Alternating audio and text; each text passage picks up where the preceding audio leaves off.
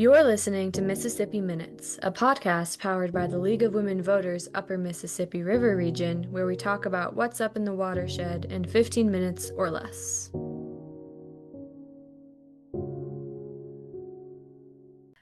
Yeah, so I'm Larry Weber. I am director of IIHR Hydroscience and Engineering and co-founder of the Iowa Flood Center, and also serve as the director of the Iowa Flood Center for the time being, and also co-founder of the Iowa Nutrient Research Center, and recently launched the Iowa Insight program, which is the integrated network for science, information, and geospatial health tracking to connect environmental quality to public health. Right, so for some of our listeners who maybe haven't heard of a lot of the work that's going on at the University of Iowa, could you tell us just a little bit about broadly what work does IIHR do, and then more specifically with the Iowa Water Quality Information Systems? Yeah, you bet. So IIHR Hydroscience and Engineering began in the late 19 teens and kind of officially in 1920 with the naming of the Hydraulics Laboratory. So we've been in business for 106 years. We focus on fluid mechanics and its application to rivers or river mechanics or river hydraulics. And then about 50 years ago, started doing more watershed hydrology and extreme forecasting and rainfall and drought forecasting and remote sensing of precipitation and other things. And then about 25 years ago, became more involved in environmental engineering and environmental science. And through that work, saw that in Iowa and across much of the Midwest, there was water quality degradation happening throughout the agricultural Midwest, and I got some interest in that, and so started to do some water quality monitoring, and began with an initial grant to buy some equipment from the Roy J. Carver Charitable Trust. That launched our first 12 water quality sensors that were deployed in Iowa. And then as the early data were showing the continued degradation of water quality, and with the states in the Midwest having nutrient reduction strategies, targeting the reduction of non-point and point source nutrients, along with the early success of the Iowa Flood Center, I teamed up with some faculty at Iowa State University and we formed the Iowa Nutrient Research Center, funded at about $1.5 million a year. The ISU faculty focus their research on the infield and edge of field best management practices to reduce nutrient runoff from agricultural fields. Our work at the Flood Center was doing a lot of monitoring of stream flow and soil moisture and rainfall. And so we started to deploy the Carver funded water quality sensors, and then got funding from the Iowa legislature to grow that network from, the first 10 or 12 to 20 and 30 and 40 and 50 and 60 and eventually up to 70 Nitrotech sensors deployed across the state of Iowa. Those sensors, about a third of them were located in very small headwater streams, so that we could see those early conservation practices and the benefit to the stream nitrate concentration, along with the inlet and outlet of specific practices like nutrient removal wetlands or bioreactors or saturated buffers. About another third were deployed in the interior rivers of Iowa, kind of on the mid-sized streams, mid-sized and larger streams. And then the final third were deployed around the perimeter of our state so that we can monitor the export of nitrogen on an hourly, daily, weekly, monthly, and annual basis. That information then together is ingested and presented to the general public through a web portal or web platform called the Iowa Water Quality Information System. And there we have our water quality data, along with the USGS water quality data, along with the USGS stream flow data, along with the Iowa Flood Center stream stage data, soil moisture data, rainfall data from the National Weather Service as radar images of rainfall estimates. And so it's a very comprehensive system. Well, that's great. I know something that I get, we manage a much smaller general public available database here in Minneapolis. And I think something that I get a lot from people when I'm out in the field is they want to know how the technology that I'm using works and they want to know what kind of equipment I'm using. So I would love if you're able to explain at all what one of these sensors looks like if somebody from the public were to hold one in their hand. What size would it be? How does that work? Yeah, I wish I had one here. The Nitrotech sensors are robust. They're cylindrical in their shape, about 3 inches in diameter and about 12 to 15 inches in length. So Mm, it's fairly heavy. If I tossed one at you, you'd catch it and you'd feel the heft of the sensor.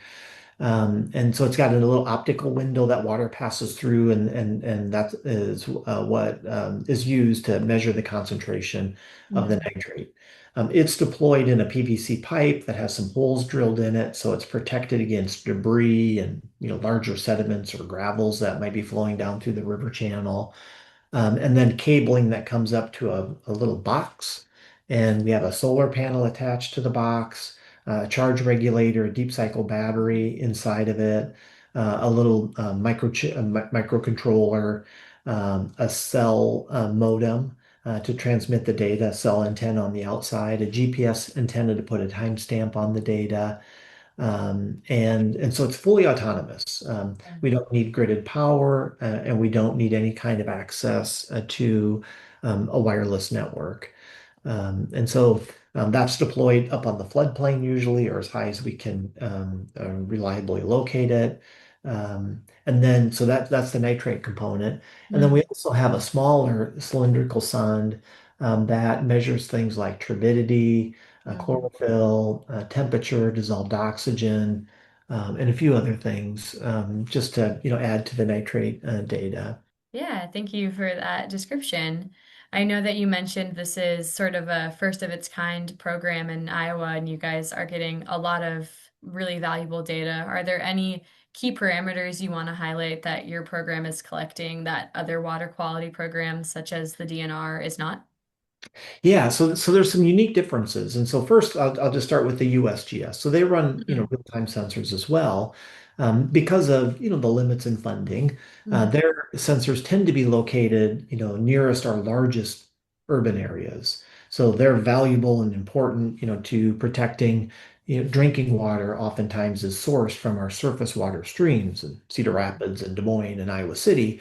And so the USGS has those sensors already deployed. And so, that's very important for us. The DNR runs a water quality monitoring network with about 60 locations where they do monthly grab sampling. mm, And that's also vitally important to our state because there they're able to measure and test for many other contaminants, heavy metals or lead or 2,4-D or other agricultural chemicals, because they're bringing that sample back into the laboratory and doing lab analysis on it. mm, That data also extends back in many cases to the late 90s. So they're approaching a 30-year continuous monthly grab sample mm, record, which is very helpful. What it misses, though, is the dynamic nature of what's happening when it rains. And deploying our sensors, especially in those small streams, and equally as important on those conservation practices where we're measuring inlet and outlet concentrations, what we often see is on our largest rivers, we have these very slow moving trends of nitrate concentration as our soil's wet or dry, or we go from spring season to summer season, and our crops start uptaking more nutrients from the soils, things change. But in the smaller headwater streams, what happens is oftentimes we'll see a concentration perhaps of 8 milligrams per liter nitrate. We mm, get 2 or 3 inches of rain with surface runoff that dilutes our stream. The concentration might drop down to 2 or 3 milligrams per liter. The rain stops. Our soils have become saturated. Our tiles start to flow more actively, and we achieve a new benchmark, plateau of 12 milligrams per liter. And that will slowly come down as the soil is dry and the tile drainage, flows reduce. And then if we have a rainfall event, then it may rise up to 16 milligrams per liter and, keep stair stepping up with right. each rainfall, or it just slowly decreases as our seasons change to summer and fall and our streams Mm, dry out. What I think is a very strong message that I think is important, especially in this last legislative session, mm, where there were some voices or some actors that were trying to pit the USGS against IIHR or the DNR against IIHR and saying our data were bad or not important or meaningless. The reality is we need all the Mm, DNR data, the USGS data, and our own network data. Uh, mm, this will be the largest export year of nitrogen ever in our history. mm, And why that's important is that, the nutrient reduction strategies have been around for, 12, 13, 14 years. mm. The Gulf of Mexico Hypoxia Task Force, began in the early 2000s. They've been at their work for, 25 years. The original target was a 45% reduction by 2015. Not only did we not reduce anything, the loads have more than doubled coming out of Iowa over that period of time. And Right. so going in the wrong direction, Yeah. period. Stop. Nothing else to say. We're headed in the wrong direction. And without scientific data to do this sort of monitoring, we would just be either blindly accepting of the continued, practices that we have, um, or just not know at all. I think you have very clearly highlighted the importance of this data to Iowans and people across the Upper Mississippi River region. And I think to wrap up, I would just like to talk a little bit about what you mentioned with this legislative session. I know that funding was a complicated battle, and I would love to hear your explanation of how that went and what's next for this program. Yeah, so we were funded at about $500,000 a year up until 2023. Our funding was cut by a third in one year and then fully cut the next year in 2024. And so we were advocating and informing our legislature that we needed 600,000 for the network to be up and fully running. In the bridge period, we had gotten funding from the Walton Family Foundation to keep us going until July of 2026. So that funding ends, just in a week or so. And so there were, of course, we were trying to educate legislators. There were many people advocating on our behalf. And as the session went along, we were able to come to an agreement with a House Republican that they would fund us at 300,000. So they would get us half of our funding. And for me, that was a win. It would put us in the state budget and would give us at least half of the funding, and we could, work on that in the years to come.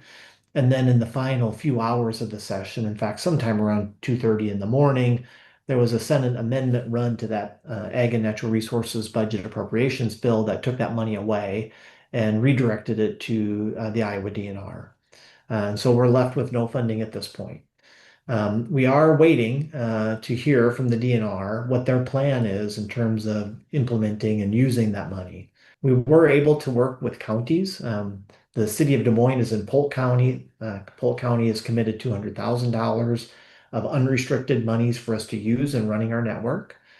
Johnson County, the county of Iowa City, came forward with 200,000, but with some restrictions of the money had to be used in Johnson County or within the Iowa watershed, draining to the city of Iowa City. And then Lynn County supported us with 100,000, again with restrictions that it be spent in Lynn County or in the Cedar River as it flows to Cedar Rapids. Mm, City of Decorah has provided 17,000 for the maintenance of two sensors on the Upper Iowa River. Wright County has provided 35,000 for a new sensor to be put on the Boone River. And mm, so we're thankful. And the Isaac Walton League raised over $70,000 in a GoFundMe page to help support our yeah. network unrestricted. So we've raised the necessary 600,000 to keep running for Mm, next year. But what you're hearing is that, there are restrictions put on water mm, quality monitoring that are going to leave some streams and some counties and some cities with information and mm, others without. And, I mean, imagine that we only did snow removal on, certain roadways, or we only posted street signs on certain roadways in our state. right. This is a statewide need. It is a statewide issue, and it should be funded by the state legislature.